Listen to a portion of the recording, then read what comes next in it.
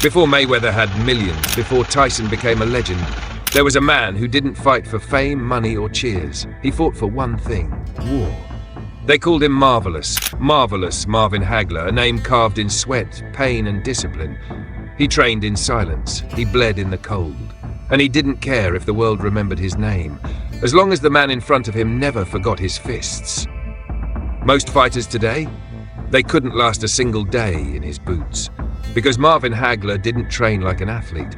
He trained like a soldier marching into combat. This is the brutal truth about how Marvin Hagler prepared for battle, and why no one trains like this anymore. Welcome to Back to Boxing. Before Marvin Hagler trained in solitude, before the world called him Marvelous, he was just another kid fighting to survive. Born in Newark, New Jersey, a place where broken windows and broken dreams were the scenery. When the 1967 riots erupted, Hagler's world flipped upside down. His family fled the violence, moved to Brockton, Massachusetts, but the struggle followed. He didn't discover boxing in a fancy gym. He found it the way many greats do, in pain. One day, after getting beat up in a street fight, Hagler walked into a small gym run by brothers Pat and Goody Petronelli. That moment changed everything. From then on, Hagler wasn't just throwing punches. He was carving his way out, of poverty, of fear, of being forgotten. He wasn't naturally gifted like some fighters. He had to build himself from the ground up, brick by brick, rep by rep, mile by mile. He fought in an era of giants: Roberto Duran, Tommy Hearns, Sugar Ray Leonard, the Four Kings, each one a legend, each one pushed to the limit by Hagler's relentless style. Cape Cod, where comfort went to die. Picture this.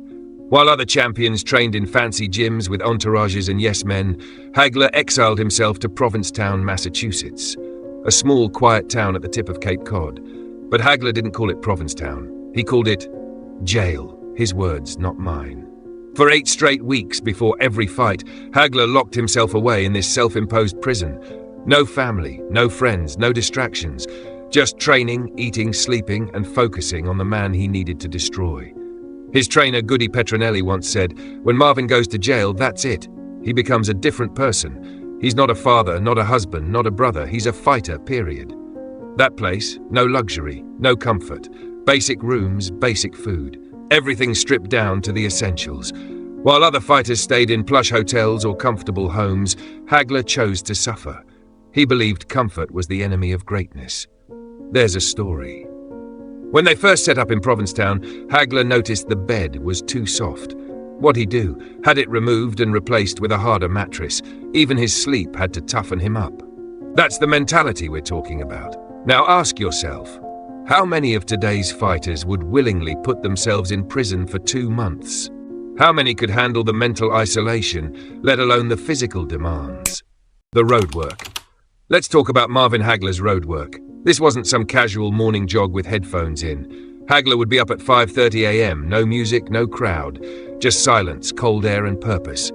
He'd lace up army boots, not running shoes, and hit the steep, winding roads of Cape Cod. 5 to 7 miles, through hills, through pain, sometimes in snow, sometimes in brutal heat, always in heavy sweats. He didn't care about weather. In fact, he welcomed it. Discomfort wasn't a side effect, it was the goal. Today, fighters run with music in their ears and specialists in cars beside them. They've got hydration coaches, designer gear, and playlists. And if the weather's bad, they reschedule. Hagler? He would have laughed. There's a story Goody Petronelli told. One morning, a brutal nor'easter hit. They told Marvin to skip roadwork. He didn't say a word. Just tied his boots and stepped into the storm. Came back soaked to the bone, boots full of water. When they asked why, he said, "No one's gonna give me a rain delay in the ring." That was Marvin Hagler. He didn't just run, he made suffering part of the training. The sparring. For most fighters, sparring is about sharpening skills, trying new things, logging safe rounds. For Marvin Hagler, it was war. He didn't step into the ring to test techniques. He stepped in to suffer and to overwhelm. Goody Petronelli used to bring in multiple fresh sparring partners. They rotated in and out. Hagler stayed in, round after round. No breathers, no mercy. Fresh bodies versus a tiring Marvin, and that's exactly how he liked it. He needed to know he could still fight when exhausted, when hurting, when his body begged him to quit. Goody and Pat sometimes had to force him to stop. Because Marvin, he never would. He had no off switch. Today, sparring is safer, more technical. Big gloves, short rounds, careful pacing, all smart moves to protect fighters. But Hagler, he wasn't wired like that. He believed you had to nearly break in the gym so you'd never break in the ring. Mustafa Hamsho, who fought him twice, once said, "Marvin doesn't just beat you, he makes you reconsider your career choice." That mindset?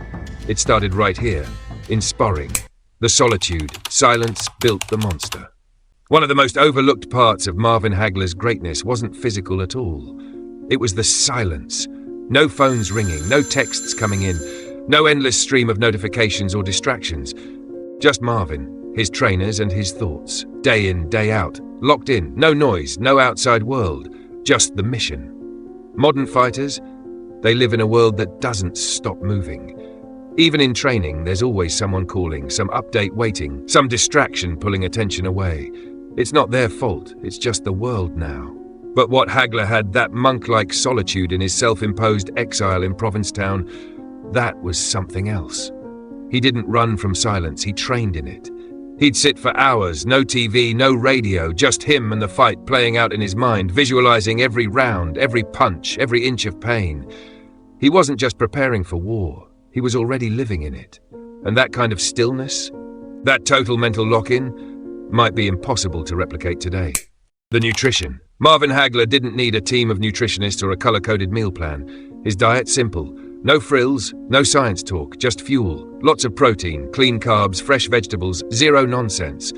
Pat Petronelli would cook the meals himself. Nothing fancy, nothing trendy. Steak, chicken, fish, potatoes, rice, a pile of greens, and water, always water. That was it. Day in, day out, no superfoods, no smoothies with 15 ingredients, no obsessing over macros or pre-workout supplements, just real food for a real fight.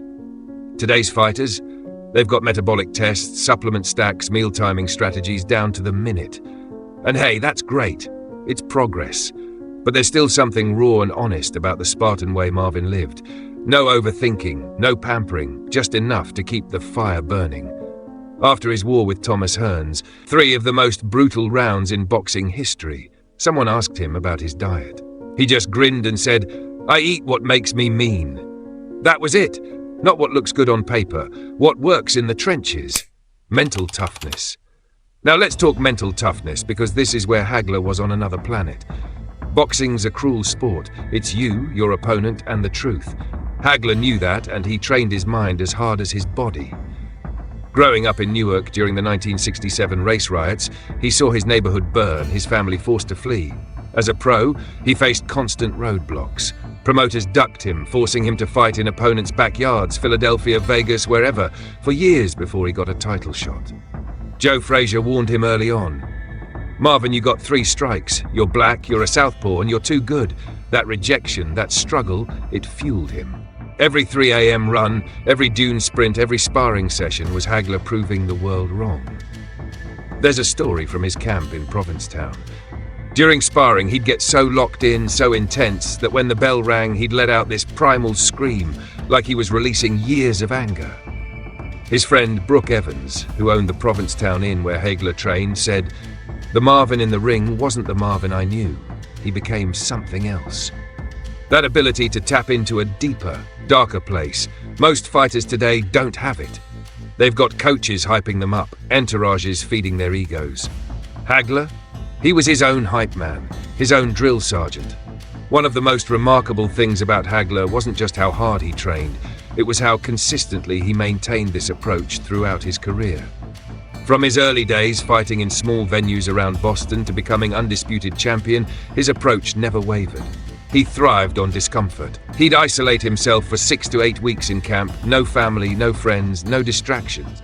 Rocky Marciano did it, Muhammad Ali did it, but Hagler? He made it his religion. He'd tell his wife and kids, "Don't call me, I'm gone." That level of focus, that willingness to embrace pain and loneliness, it's what made him bulletproof in the ring. The legacy. So what did all that suffering in Provincetown produce?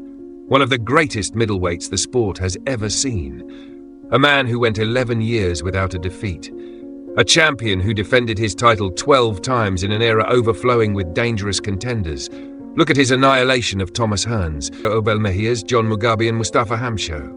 These weren't just wins, they were declarations forged in the fire of that brutal training camp. Even in his controversial loss to Sugar Ray Leonard, a fight many still believe Hagler deserved to win, all-time greats had to fight the performance of his life just to escape with a razor-thin, debated decision. What makes Hagler's legacy so remarkable isn't just who he beat, but how he beat them. He adapted to any style because he prepared for every possible scenario. Why it would break today's fighters. So why would Hagler's training break most fighters today? Because it demanded everything, body, mind and soul. Let's be real, modern fighters have advantages Hagler never dreamed of. GPS watches, heart rate monitors, hyperbaric chambers, nutritionists on speed dial. But they're missing something Hagler had in spades: hunger. Hagler wasn't fighting for likes or followers, he was fighting to survive, to prove he was the best in a world that kept slamming doors in his face. Today's fighters, they train hard, no doubt. But too many are distracted, chasing clout between rounds. They're filming reels in the gym, sipping $15 smoothies, recovery apping their way to fight night. Hagler's camp? It was a dungeon. No Wi-Fi, no excuses. His runs in combat boots, his 100 rounds of sparring, his self-imposed exile. It wasn't sexy, but it was effective. As trainer Dave Coldwell put it, Hagler stripped it back. He didn't need gadgets, he just wanted to be the best. And let's talk volume. Hagler's sparring alone, 100 rounds a week, would send most guys to the hospital. Today's fighters spar maybe 30 rounds tops to avoid wear and tear. Hagler saw sparring as war, a chance to sharpen his edge. He'd take punishment, give it back double, and come out stronger.